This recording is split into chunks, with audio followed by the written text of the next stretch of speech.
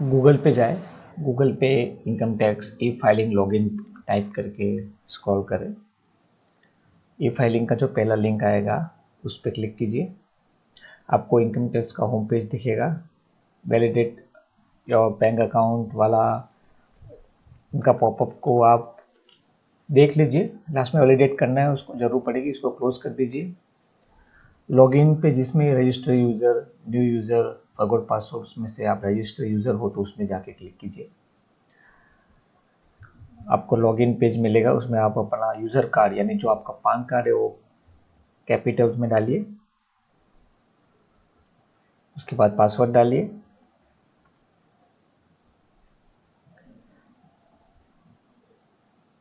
फिर कैप्चा डाल के लॉगिन पेज पे क्लिक कर दीजिए।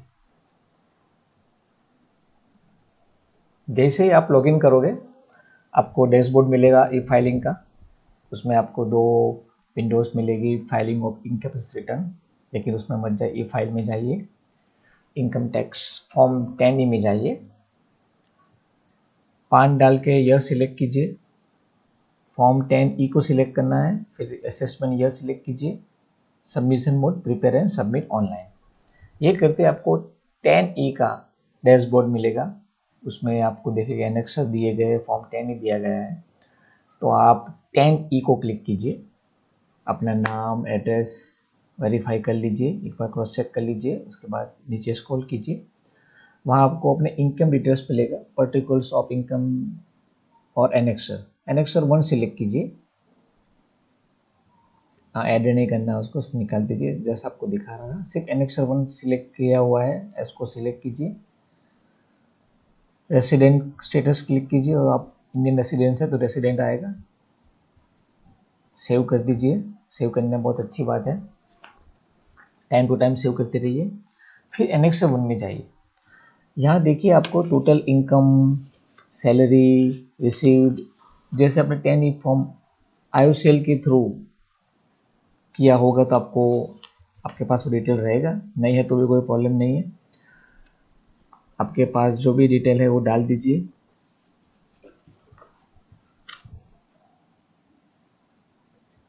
सैलरी रिसीव्ड इन एरियर डाल दीजिए, वो आपको क्लियरली दिया गया है। ये सब फॉर्म 10E में आपको मिल जाएगा। आपको जरा भी ट्राई करने की जरूरत नहीं है, जो भी फॉर्म में दिया है फिलअप करना है। सब कॉलम आपको 10E में दिए गए हैं। Tax on total income as per item 1, salary received in arrear, ये सब डिटेल पहले ऊपर भर दीजिए। जो 7 वाला कॉलम है, tax computed in accordance with table A, वो अभी नहीं आएगा, वो आप नीचे के 3 कॉलम भरने के बाद आएगा, तो उसको ऐसे रहने दो। आप रिलीफ चेक कर लीजिए, आपका रिलीफ अभी आप मैच नहीं होगा क्योंकि आपने अभी तक डिटेल्स डाला नहीं है। वो आपका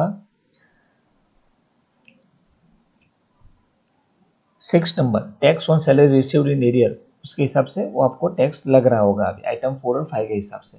अब नीचे जाइए, उसमें टेबल ए दिया गया है, टेबल ए को सिलेक्ट कीजिए। आप फाइनेंशियल ईयर डाले, उसमें 18-19 वो आपको ईयर, 4 ईयर और ईयर के फॉर्मेट में डालना है। और याद रखना, मेरे को भी फर्स्ट टाइम बनने में तकलीफ आई थी, 2018-2019 ऐसे डालना है आपको। मैं आपको एक बार दिखा देता हूँ कैसे डालना है, एक मिनट वेट कीजिएगा।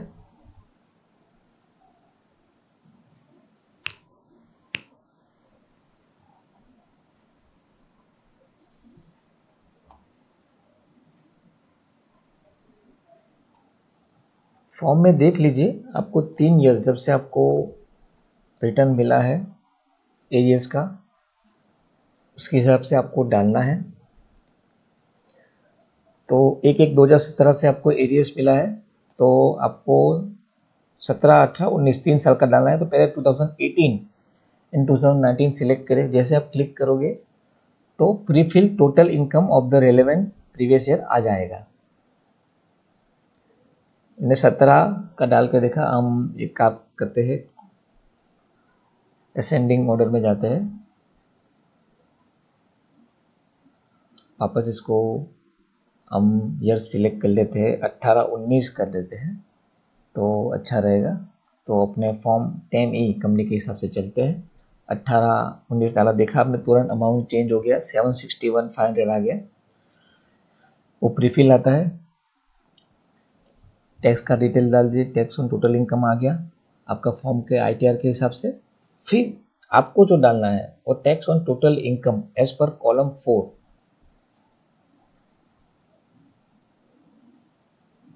हाँ, 6 नंबर का जो कॉलम है,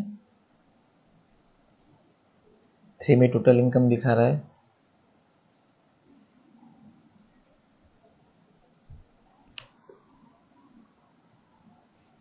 उसके बाद कॉलम को क्रॉस चेक कर लीजिए 5 को, 6 के अंदर आपका tax on total income as per column 4 को डाल दीजिए।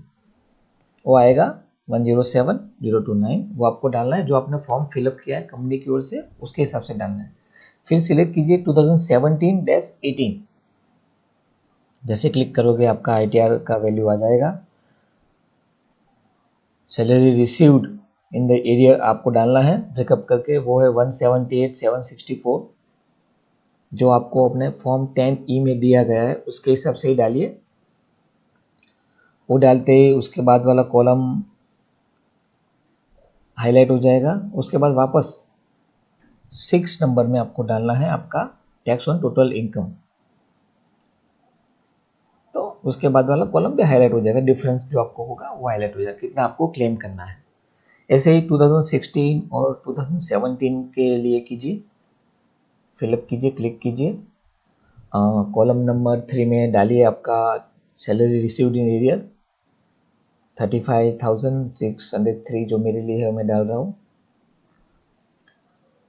और 6 में फिर उसके हिसाब से डाल दीजिए, मेरा 1747 ही है, फिर डाल दीजिए। फिर आपका जो अमाउंट आएगा लास्ट में आप चेक करो, वो आपको दिखेगा,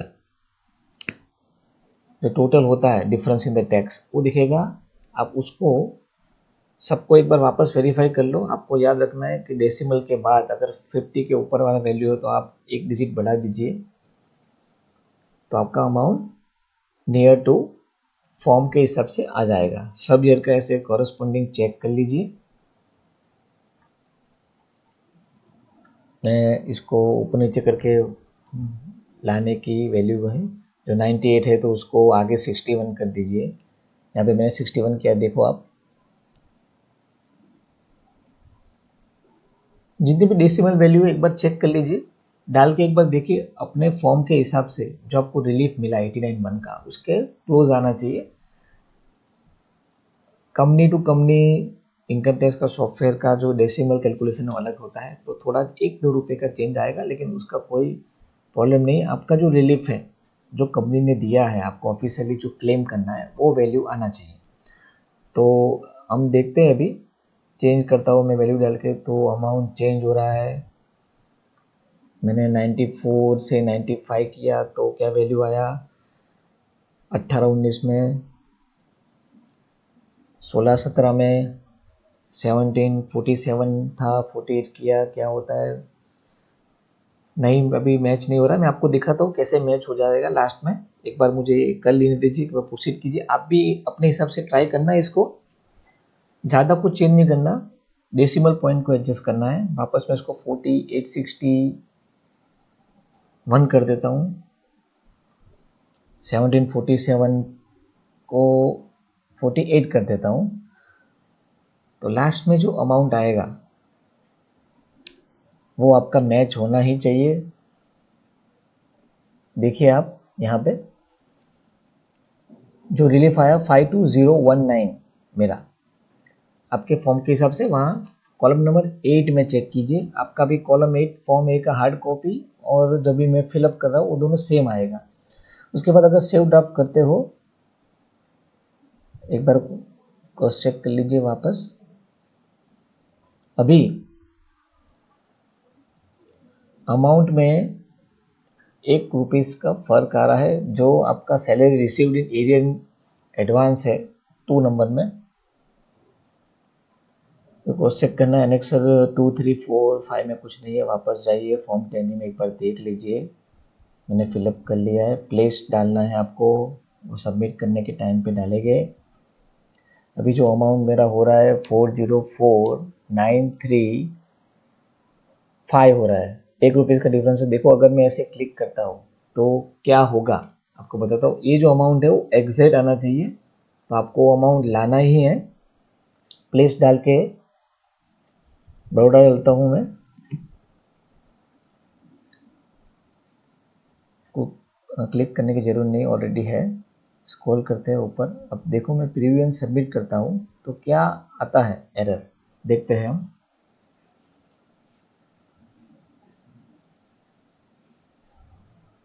ये टेक्स्ट कैलकुलेटर है, उसको हम बंद कर देते हैं।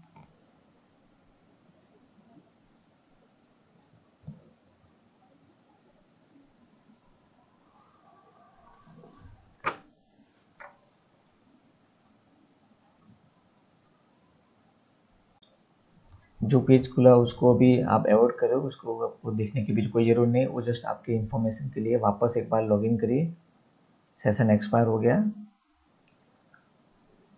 लॉगिन करो, पासवर्ड डाल के वापस लॉगिन कीजिए।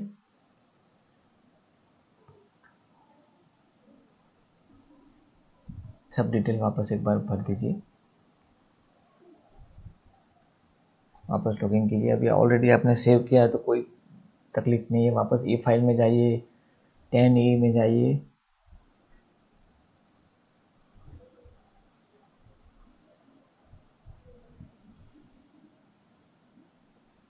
एनेक्शन में जाके एक बार देख लीजिए, भरा हुआ है सब।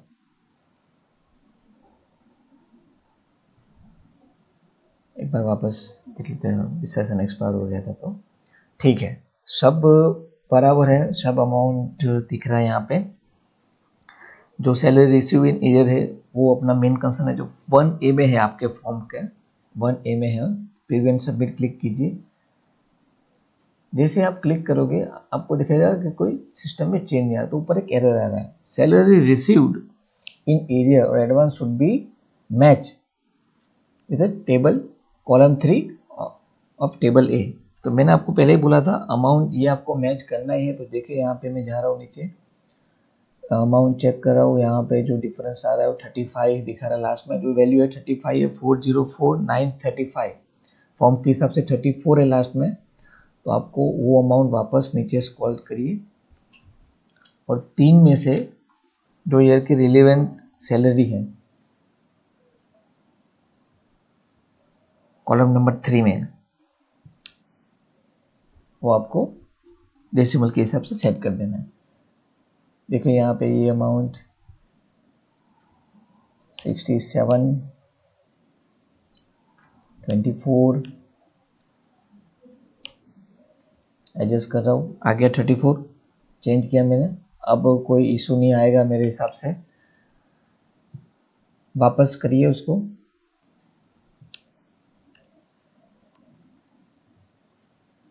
Preview submit.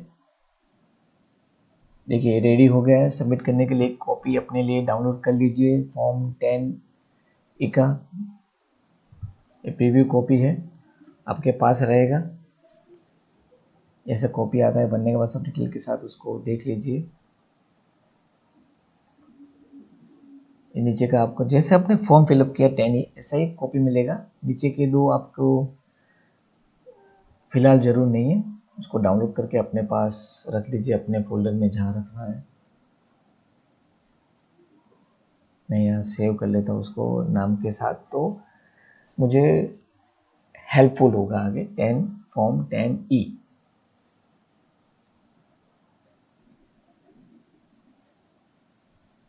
असेसमेंट ईयर डाल देते हैं, तो आपके पास डॉक्यूमेंट रहेगा। और ये डॉक्यूमेंट आपको रखना है, बहुत इम्पोर्टेंट है। लोकेशन चेंज करके इसको मैंने यहाँ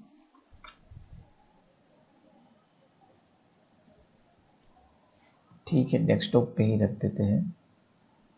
अरे मैंने सेव कर दिया, ठीक है। ये आपकी प्रीव्यू कॉपी है, याद रखना।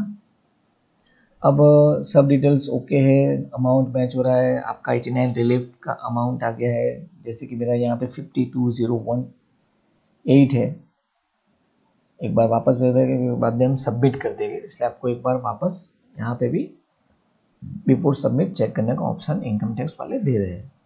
सब हो गया, क्लियर है, वापस ऊपर जाइए, एग्जिट कीजिए,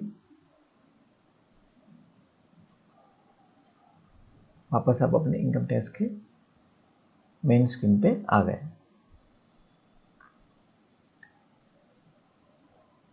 फॉर्म 26AS भी आपको चेक करना है तो कर सकते हैं। फॉर्म 26 का रिकॉर्डिंग में भी बंद कर देता हूँ।